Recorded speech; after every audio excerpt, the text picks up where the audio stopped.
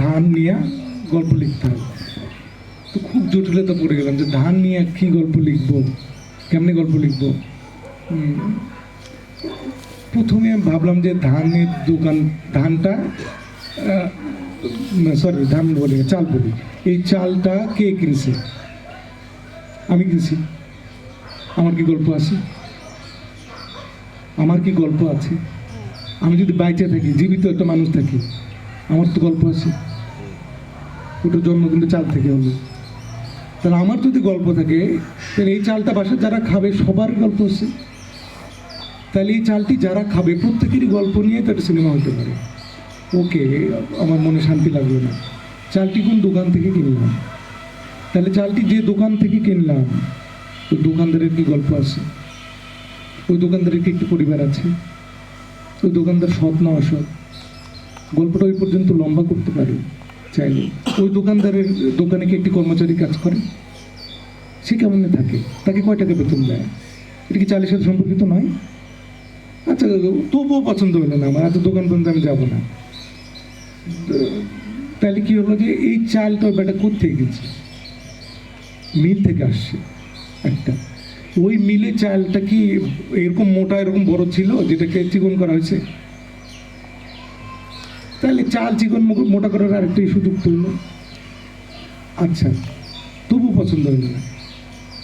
ওই চালটা যখন মেরে দেওয়া ছিল চাতালের মধ্যে, তখন কোন কোন গ্রামের মহিলারা ওখানে পা দিয়ে দিয়ে চালগুলো সরাইছে?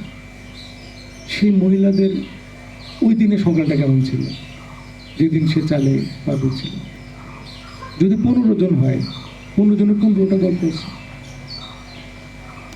তারপরে হচ্ছে মনে যদি তাও সন্তুষ্টি না আসে, তাহলে কোন বেটা কৃষক এই চালটি বপন করেছিল তারও তো গল্প আছে। কি সার কিনতে হয়েছিল, চাল কেনার সময় কি কি ডিসিশন হয়েছিল, ইত্যাদি ইত্যাদি।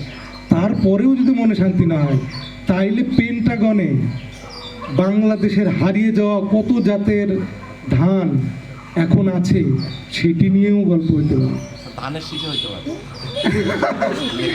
তাইলে হচ্ছে কি যে গল্প তো যে কোনো কিছু নিয়ে যে কোনো মুহূর্তে শুরু হতে পারে।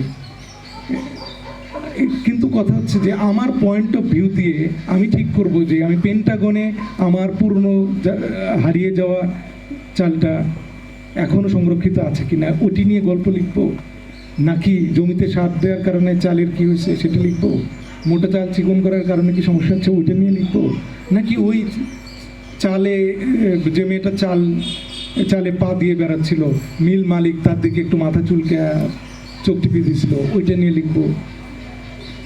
গল্পগুলো তো আসে, আমরা এরকম মাথার ভিতরে নিয়ে রাখি যে একবারই আমি গল্পটা লিখে ফেলবো। এই যে বসলাম আমি এবং একবারই একদম লিখে ফেলবো। কিন্তু কি বলবো, হ্যাঁ, একবারে লেখার মতো, লিখে ফেলার মতো দক্ষতা একটা সময় গিয়ে তৈরি হয়। কিন্তু প্রথম বোধ হয় যে মানে একটা লেখা যদি খুব লিনিয়ার হইতেও যায়, যে একদম শুরু মধ্য শেষ এইভাবেও যায়, তবুও তো পরে গিয়ে সেকেন্ড ড্রাফটের সময় আপনি কম্পোজিশন চেঞ্জ করে দিতে পারেন, পুরো গল্পটা ন্যারেটিভ মানে পুরোপুরি চেঞ্জ করে দিতে পারেন, বা নানান নিরীক্ষা কিন্তু চালাইতে পারেন। তো এখনকার যেটা সুবিধা আমাদের দাঁড়াচ্ছে যে হচ্ছে কি যে আগে সিনপসিসটা লিখতে হয়, যে কোনো জায়গায় মানে প্রপোজাল আকারে সিনপসিসটা লিখতে হয়। এতে কিন্তু না, এই সুবিধাটা হয় যে পুরো গল্পটা আগে আমাকে লিখে ফেলতে হয়, পরে গিয়ে স্ক্রিন প্লেতে যাইতে হয়। এটা একটা সুবিধা হচ্ছে। আর সিনেমার ক্ষেত্রে বিজ্ঞাপনী ব্যাপার তো লাগেই একটু, মানে ওইটা না কমন সেন্সেরই ব্যাপার যে মানে আমি যদি খুব কি বলবো ওই যে ইগোর জায়গা না থাকি, আমি যেটা বুঝছি সেটাই ব্যাপার না হলে কিন্তু আপনি মানে প্রথম সিন দেখার পরে দ্বিতীয় সিন দেখার পরে প্রতিটা সিনেই, শুধু প্রথম সিন দেখার পরে না, মানে কি বলবো ওটিটিতে দেখতে নিলে তো আপনার বাড়িতেই আসে, আমি তো মুহূর্তের মধ্যে উঠে চলে যেতে পারি। হলে যাওয়া খুব কম হচ্ছে মানুষের, হলে গেলে টাকা দিয়ে গেছে এই জন্য জোর মোর করে থাকলো।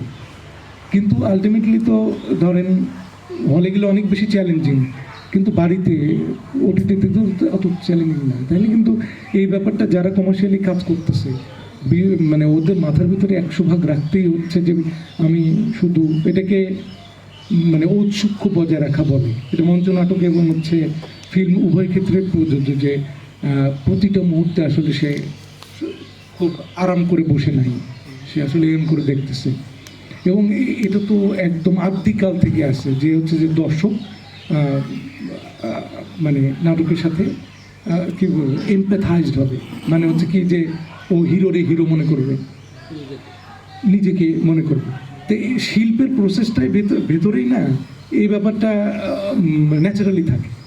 মানে যারা গল্প উপন্যাস লিখতে যায় বা হচ্ছে যে ফিল্মের স্ক্রিপ্ট লিখতে যায়, ওদের যেটা ক্রিয়েট করতে হয় জোর করে, আমার একটা মনে হয় না, হয়তো শুরুর দিকে রাখতে হয়, কিন্তু পরে গিয়ে না যদি সে ঠিকমতো মানে মন থেকে প্রাণ থেকে ইনভলভ হয়ে যদি সে লেখে, তাহলে না দর্শকের আসলে ওই রিল্যাক্সের কোনো উপায় নাই, ও ওভাবেই দেখবে, ও এমপ্যাথাইজড হবে। যারাই সিনপসিস লেখে এরা মানে পারলে সিনেমার চেয়ে বা মানে মূল যেটা লেখা হচ্ছে তার চেয়ে বেশি চটকদার করে ওটা লেখে, কারণ ওটা খাওয়াতে হয় আর কি। তো খাওয়ানোর ব্যাপারটা সত্যি সিনেমার সাথে জড়িত হয়ে আছে, মানে শুধুমাত্র সিনেমার সাথে বা বিজ্ঞাপনের সাথে জড়িত হয়ে আছে, এবং এর থেকে মুক্তি নেই। কারণ হচ্ছে কি যে খরচটা হয়। তো সিনেমা এত বেশি মানে বাণিজ্যিক জ্ঞান, আমি তো অন্যান্য আর্টের জায়গা থেকে দেখে অনেক পেঁচার দিলাম, মানে সত্যিকার অর্থে বিজ্ঞাপনও করে আসা উচিত সিনেমা করার আগে। কারণ হচ্ছে বাণিজ্যিক জ্ঞান ছাড়া সিনেমা করতে নামা হচ্ছে বেকুবের একটা কাজ পুরোটা, মানে কারণ হচ্ছে টাকাটা খরচ হবে খুবই মিনিমাম। আপনি সেলফোনে শ্যুট করলে আলটিমেটলি ওটাকে সিনেমার একটা জায়গায় নিতে, মানে একটা বাচ্চা ও আজকে ভাবলে বা ভাবলে একটা সিনেমা বানায়, তবুও না মানে এদের তো মাসে হাতে আসে 5,000 টাকা, তার ভিতর থেকে তো 2,000 তো বের হয়ে যাবে, 1,500 তো বের হয়ে যাবে। সেটাই কারো কারো ক্ষেত্রে 1.5 কোটি চলে গেল, কিন্তু এর বাইরে তো যাওয়া যাচ্ছে না। বলে না মাথার ভেতরে মানে বিজ্ঞাপনে যেটা আমরা টিজি বলি, টার্গেট গ্রুপ, এবং হচ্ছে যে মানে প্রচুর দর্শকের রুচিকে মাথায় রাখা, এগুলো বোধহয় এখন সিনেমার ক্ষেত্রে সবাই মাথায় রাখছে, এবং লেখার ক্ষেত্রে ওটা প্রভাবিত করে। যে আসলে যেহেতু মানে যারা প্রডিউস করে তারা তো মাথার ভিতরে 100 ভাগ রাখে যে এটা, এবং ব্যাপক আলাপ করে যে কাদের জন্য বানানো হচ্ছে, তারা দেখবে কিনা সত্যি। পরীক্ষা নিরীক্ষা তো সে জায়গা থেকে কমই হয়, মানে এই টাকার ব্যাপারটা নিয়ে অন্তত পরীক্ষা নিরীক্ষা বোধহয় করে না। মানে অশ্রদ্ধা করবো না আর কি, যে কেউ কেউ করে, কিছু কিছু সময় করে, তারপরে বেশিরভাগই পরীক্ষা নিরীক্ষা করে না।